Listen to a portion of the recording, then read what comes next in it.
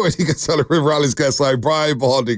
Why This are is you a laughing? who's who. Because, I love this type of stuff, man. I love chaos when it comes to sports. Presented by our proud partner, Golden State, serving the Bay Area for 3 generations.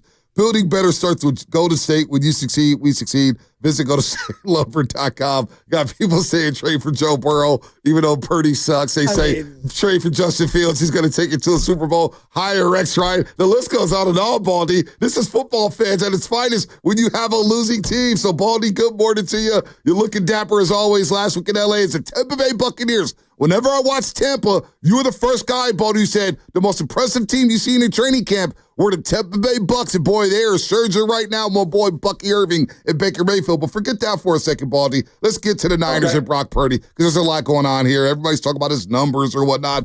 Is it fair to dismiss this season as a one-off bad year for the Niners and Brock Purdy?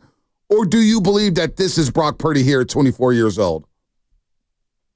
Well, Jed York and John Lynch have a big decision to make. I mean, because the amount of money being paid to, your star quarterbacks right now is $55, $60 million. That's going to be an investment that's going to basically, a lot of guys are going to have to depart. You're going to be limited by what you can do. If you do that, and they have to make that decision now. Obviously, you wouldn't base anything off playing in the monsoon and the poor performance by everybody in that game, but that's the $1 million decision that the 49ers got to make right now. Because if you make the wrong decision, and he's a guy that's a declining player, which it sort of looks like right now, then you're going to be a bottom feeder for a while, And so it's a very tricky situation right now. You can say, okay, we got backups all over the place, and we got all these injuries, and the offseason was just muddled by holdouts. And all right, is it an aberration or is it real? Because he couldn't complete a pass down the field at all the other day. And the interception, I think Darius Williams probably interfered a little bit, with Jennings on the outside there, and he couldn't get to the ball. But still, they needed one play to win that game and to stay in the race. They couldn't make one play, and that's on the quarterback. And so he had Pearsall, on a post, bang eight. They put it out in front of him. He walks in the end zone, providing he catches it. He's got the corner beat. Markello Witherspoon looked like, last week in that game, he looked like he was, Deion Sanders, against some of the guys he was covering. But it's a big question right now, Bonte, amongst all the other questions that are swirling in San Francisco. And I don't know what the answer is right now, honestly. Because, I was the biggest Brock Purdy fan and defender for 3 years. But, they needed to make one play against the Rams. And they couldn't make one play. I'm seeing a similar thing to you. And I don't know if it's indecisive. I don't know if he doesn't trust his own arm and shoulder. I don't know if defenses are just keen on the 4 or 5 spots in the middle of the field they like to throw to. The word I keep coming back to is predictable and a step slow on just everything. And they're not dynamic in terms of being able to throw the ball down the field. Heck, Baldy, the second to last play of the game, he airmails a wide open Ricky Pearsall going toward the sidelines. It just feels like they have a very difficult time completing anything in that intermediate to deep range. Why is that? Is it a function of the offense? Is it defenses? Is it Brock? Because I got a bunch of stats here, and we can go over them after that. But, why can't they complete the ball down the field? It's kind of driving me crazy. Well, you're watching Cam Curl cover George Kittle down the field. You're looking at, matchups. If you would think if you throw the ball enough against any defense, you're going to get the defense either to break down or be out of position. The 49ers can't get either one. I saw Minnesota. I saw Sam Darnold throw 5 touchdowns, 2 weeks ago against Atlanta, and that's Jesse Bates and some Justin Simmons. They've got 50-something interceptions between the two of them. They were breaking down left and right. Justin Jefferson's free, Jordan Anderson's free. You don't see that with this 49ers up. And so I guess what I'm trying to say is it seems awfully predictable. Now, that's what you get when you don't get guys open or wide open, or the defense is, their coverages are breaking down. You're not seeing that right now. You're seeing a lot of one-on-ones where guys aren't winning. You saw a lot of square rings, from Kittle, from Deebo, that all got defended on that game against the Rams. And I wouldn't put those guys, Witherspoon, Curl, even Williams, I wouldn't put that group as, a top flight secondary in this league. But they played like one last Thursday night. Baldy, and Bonte wants to get in here, but first 25 games, including the playoffs, 45 touchdowns, 17 total turnovers. The 18 games, starting with the Baltimore game, 20 touchdowns, 22 turnovers, and the team is only 10-8. Now, I know there are some better opponents in there. Is there a common denominator? Is there something that you're seeing that is so dramatically different since that Baltimore game? Because it's almost like we all can't unsee it.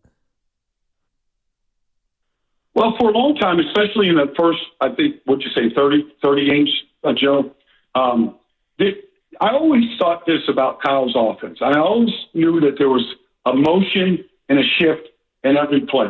And they were trying to get you out of your gaps, out of position, whatever. Okay, window dressing. But I always thought of every run they had a play action. And that play action got the quarterback free, he got a good vision, and he had time. And I just don't see much of that right now. Now, it could be a function of there's no McCaffrey, there's no Mason, you're down to Garendo, whatever. Could be some of that. There's no Trent. Okay, there's had some injuries up front. Could be some of that. But I don't see – I always just say that every run had a play action. Guys have told me that have been in that offense. Hughes has told me that.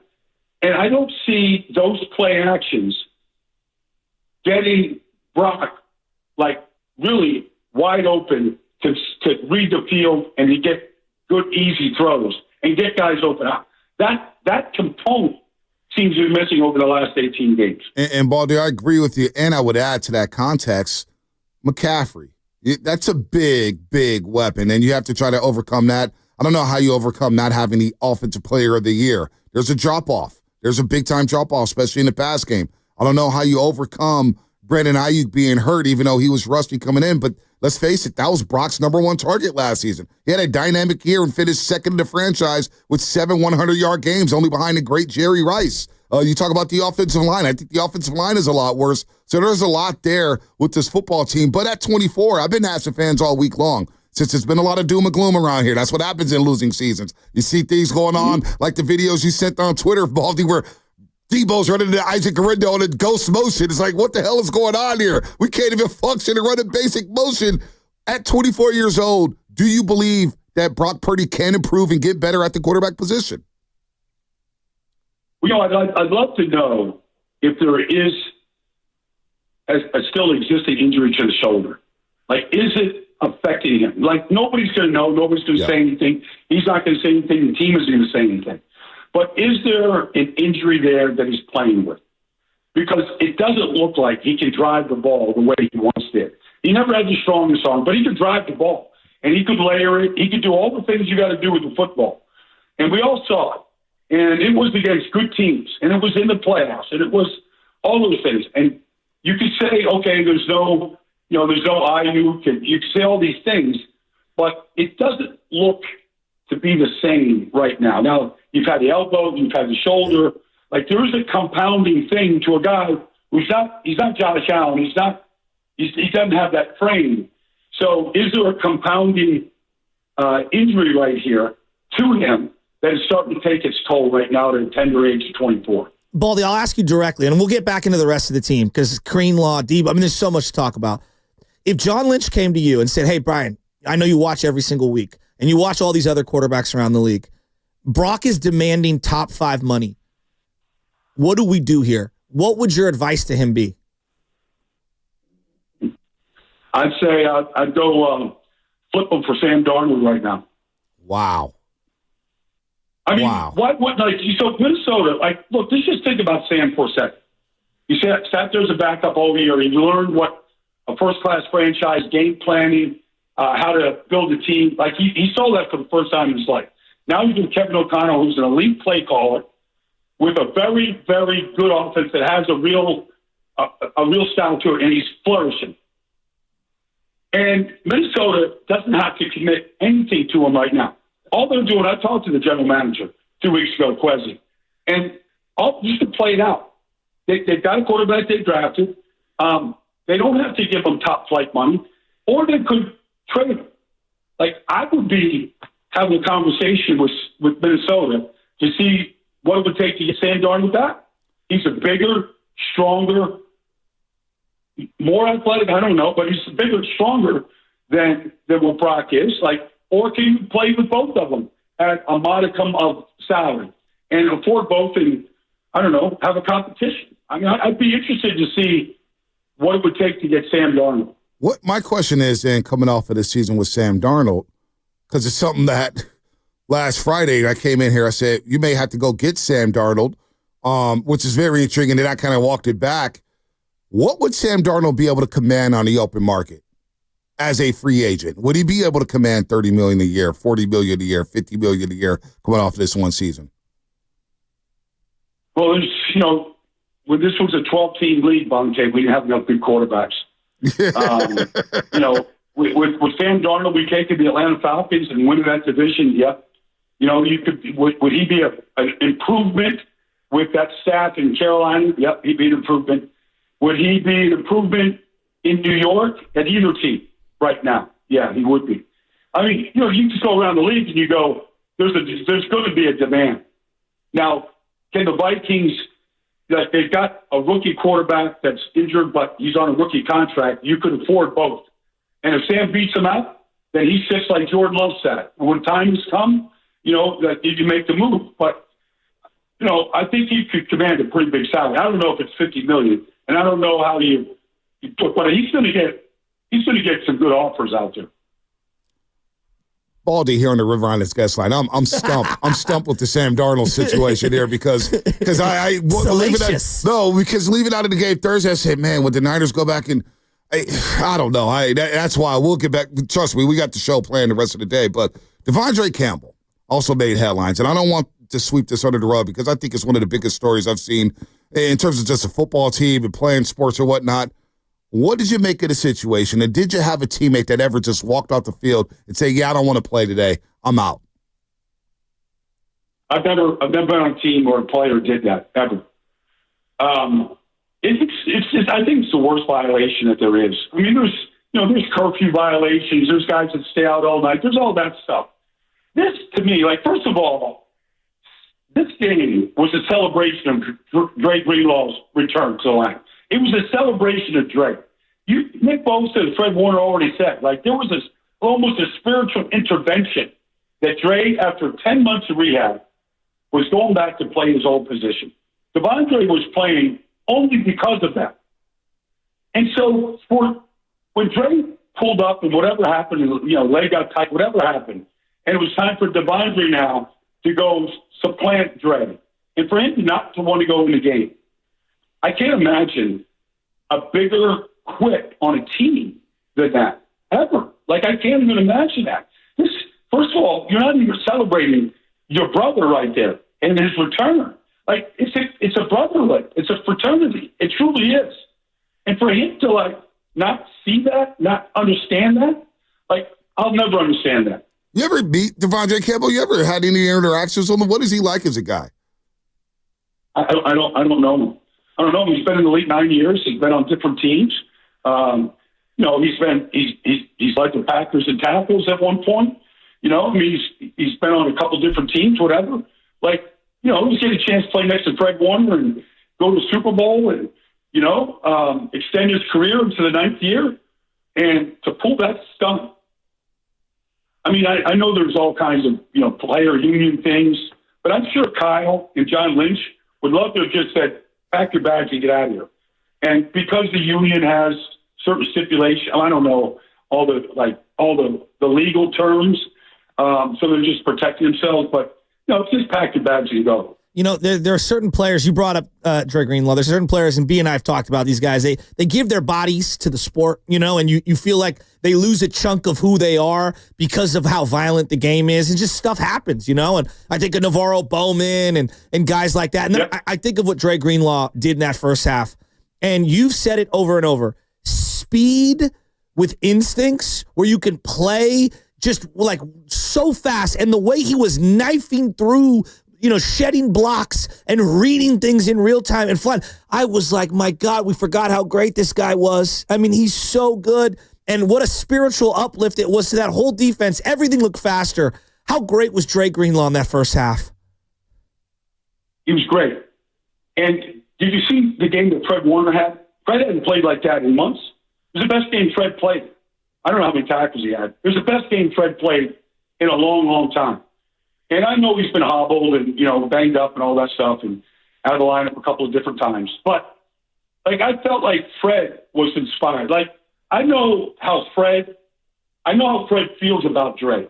They played 6 years together. They're the longest tenured tandem of inside linebackers in this business. And they play off each other so well, depending on what the call is, man zone, how they divide up the responsibilities on any given play or situation. It's nonverbal. But I thought Fred played the best game he's played in a long time. And I think a big part of it was going out there on the field with his brother and Dre Greenlaw. Baldy, this has been a disappointing season for the 49ers. Very disappointing on a number of levels. Quarterback, offensive line, defensive line, receivers, linebackers, you name it. Who's been the most disappointing player on the 49ers this season, in your opinion? Not to single anybody out, Baldy, because I know you do this stuff, and I'm not trying to put you on a hot seat here, but I have some thoughts. For me, it's been Bosa. For Shasky, it's Bosa. I've been very disappointed. I love Bosa, but I feel like not that he's not playing hard. I'm not seeing the impact. I watched TJ Watt. This guy is relentless. Yeah. I mean, Nick Bosa, to be a former, if you look at just the recent defensive players of the year, you look at Nick Bosa, you look at TJ, you look at Myles Garrett, you just take those three guys now. I mean, if you just went off the tape, you take Jonathan Greenard right now. You take Grenard in Minnesota over Nick. Wow. You would take, there's certain guys that you would take. You would take Danielle Hunter, okay? You would take certain guys over him right now. And this is the great Nick Bosa, but he's not, he's still getting to the quarterback and he's making some plays more so than the stats might show, but he's not creating strip fumbles, where like he once was. He's not doing that right now. And so it doesn't, for a guy that had a healthy offseason, no contract and all that kind of stuff, like he had the year before, in my mind, I think Nick has to play bigger and better. He's got a bigger impact, especially on that line when you lose Hargrave, and you lose Armstead, you lose some of these guys that have been there. You need more from him right now. See, my most disappointing Niner will be Deebo Samuel. He has 101 receiving yards over the last 5 weeks. And when he tweeted out last week, hey, I'm not getting the ball enough. It's not me. I'm not getting the ball enough. And he drops a quick slant for a touchdown. He's not beating man press. He's not getting open. He's running into Isaac Guerrero on ghost motions on a running play. To me, Deebo Samuel, because all the talk out of training camp, he looks like he's in phenomenal shape. He's going to have a monster season. Focus. He's a leader. And then after the Tabor Pepper situation, it's gone all downhill. He will be my most disappointing Niner this season, Baldy. Well, I mean, the one player that had a chance to actually score a touchdown in that game was Deebo. And that might have been the difference in the game and the difference in them, in the playoff hunt at 7-7 if they win that game. And, it's all bunched up with coming down the final weeks. You got to make plays, and that was the play to be made. He's walking in the end zone. Brock hits him in stride. He's going to score on that play. And that's when Deebo's at his best, when he's got a head of steam up and the ball is put right in front of him. That's when he makes big plays. He's not a guy that's going to beat you with his routes and a guy that's going to come back to the ball and then, do some Justin Jefferson thing up to you and make you admit, that's not really his game. But that slant that he ran, that's the Deebo play. That's the play that we've seen where he energizes the entire stadium. And for him to take his eyes off the ball and, not do the fundamental there, that's disappointing. They showed you the sideline shot of him, and he's just if you want to speak up and say those kind of things, you have to back it up. Yeah. That you just have to back it up. Otherwise, you don't say the things they said that week. It's funny. We've been talking a lot as a fan base, like Kyle's got to evolve. Kyle's got to evolve. And his offense still puts up a ton of yards. One of my hugest criticisms, and it's been year after year after year, is I feel like depending on who the hot hand should be, we're not adjusting in-game going to that person. And I want to contrast this. McVay realized Kyron's running harder than the numbers look. Let's ride him. Cooper Kupp's not really doing much. We don't need to target him, but Puka is. Those are now my two top dogs. We're going to ride them. I come out of so many games going, Kittle's your best player this year, and he's just not getting the appropriate amount of looks. And I watched them early in this game, and I'm like, if this game is about getting Deebo right, we're going to lose this game. And it felt like it was like we got to try to get Deebo right. He's not one of your top dogs anymore. It's Kittle, and it's maddening to watch. Are you noticing that same thing? Because no specific design plays like they had the week prior with George Kittle. I know I'm long-winded. It's driving me nuts. Well, they had a one-on-one with Cam Curl. He defended them twice on third downs. Third down, they weren't good. They didn't stay on the field, didn't sustain offense. And, the ball was going to George. I mean, he got defended. But, I mean, even if you look at some of the routes, I don't see George running comebacks. If the defender's just sitting on top of you and you're making a 90-degree cut, what's wrong with just coming back to the ball? On 3rd and 7, going to 10 and coming back to 7. What's wrong with the comeback right there? He's a big body, catches the ball with his hands.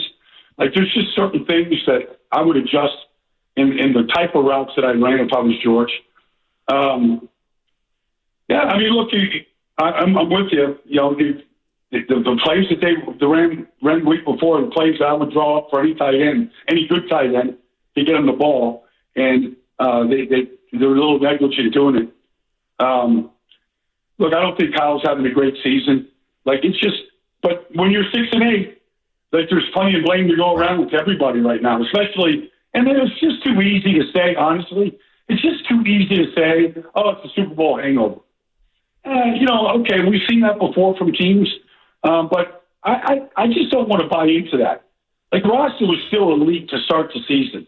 They haven't scored enough points based on the amount of yards that they've gained. And they lost 2 running backs that are really good. But it's just too easy to say Super Bowl hangover and injuries. Kyle Shanahan, we heard from Steve Young last week saying that Shanahan needs to reinvent himself. How does Shanahan reinvent himself, Baldy?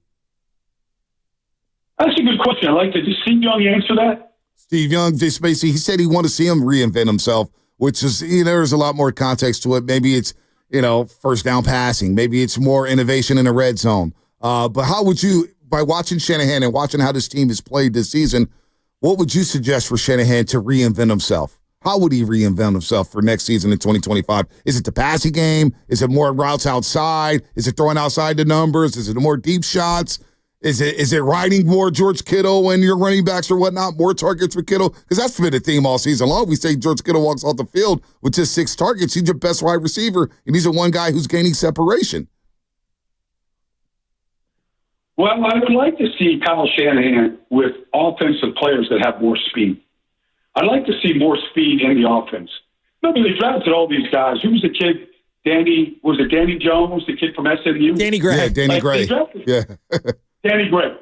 These guys were supposed to have great speed. I'd like to see him. I remember when he was in Cleveland, and he had tremendous speed. Josh Gordon. In Atlanta, obviously you had Julio. You had guys that had speed. I just feel like this offense looks. I've said it for weeks now. It looks slow. I'd like to see.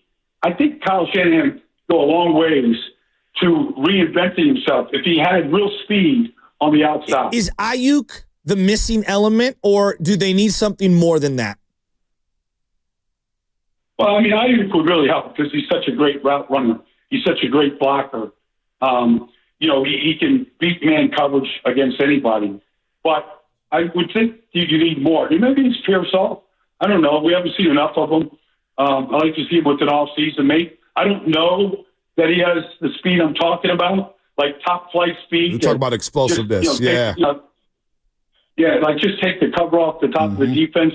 I like to see somebody like that in the offense and see what it could look like.